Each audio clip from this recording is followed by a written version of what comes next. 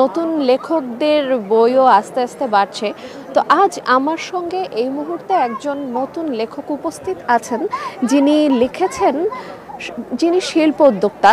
সেই শিল্প উদ্যোক্তা হয়ে ওঠার ক্ষেত্রে তিনি যেই সব বাধাগুলো পেরিয়ে উঠেছেন, ঠিক সেই জিনিসগুলো তিনি তার লেখনীতে ফুটিয়ে তুলেছেন।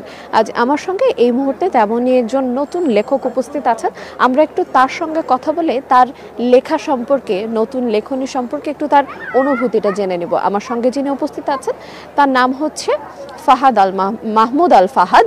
আমরা ভাইয়াকে আমন্ত্রণ জানাচ্ছি। কেমন আছেন আপনি? ভালো আছি। আপনি ভালো আছেন?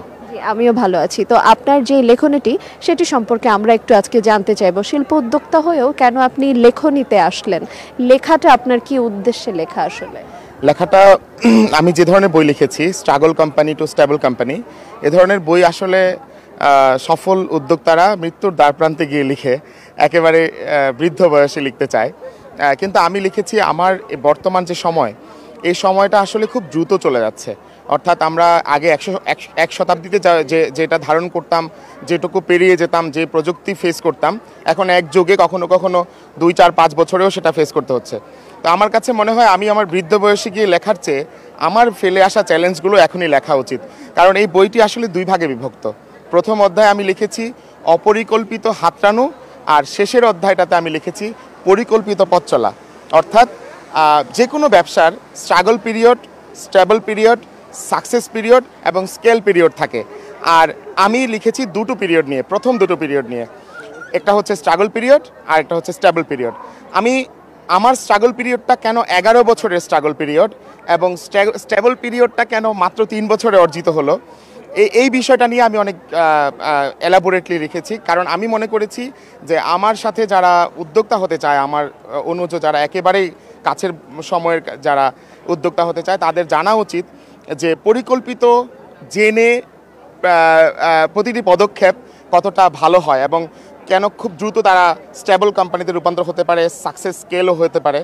আর অপরিকল্পিত পথ চলাটা কেন অনেক লম্বা হয়, একটা জঞ্জালে ভরা হয়, একটা অন্ধকারে হাতড়ানো হয়, প্রতিটি স্টেপস নিজের উপর এসে পড়ে, প্রতিটি দায়িত্ব কোম্পানি নিজের ঘাড়ে নিয়ে নেয়, প্রতিটি উদ্যোক্তা চায় খরচ কমানোর নেশায় সব কাজ নিজে করবে।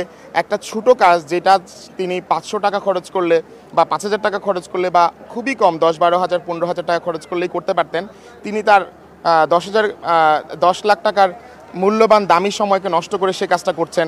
এবং এইরকম নানান রকম পারফেকশন ট্র্যাপ, এরকম বিভিন্ন রকম ট্র্যাপে একজন উদ্যোক্তা আসলে আটকে থাকেন। সেই ট্র্যাপটা থেকে কিভাবে বের হতে হবে এবং কত দ্রুত বের হওয়া উচিত পরিকল্পিত পদক্ষেপে, এটাই আর কি বলা। আচ্ছা, যেহেতু আপনি লিখেছেন, আপনি কি সামনে আরো এরকম বই লিখতে আগ্রহী আছেন? আমি অ্যাকচুয়ালি এই বইয়ের পিছনেই লিখে দিয়েছি যে আমার পরবর্তী 2টি বই হচ্ছে stable to success, success to scale company. এবং আমি আগেও একটি বই লিখেছি কবিতার, সেটি হচ্ছে সোনালু প্রেম শালুক সংসার। এটি আমার প্রথম কাব্যগ্রন্থ ছিল। আমার আসলে ওই লেখালেখির অভ্যাসটা ধরে রেখেই আমার মনে হয়েছে যে কবিতা আমার ব্যক্তিগত এবং অনেক মনন এবং প্রেম আবেগের জায়গা, আর এটা হচ্ছে আমার উদ্যোক্তা হিসেবে দায়িত্বের জায়গা। আপনাকে অসংখ্য ধন্যবাদ।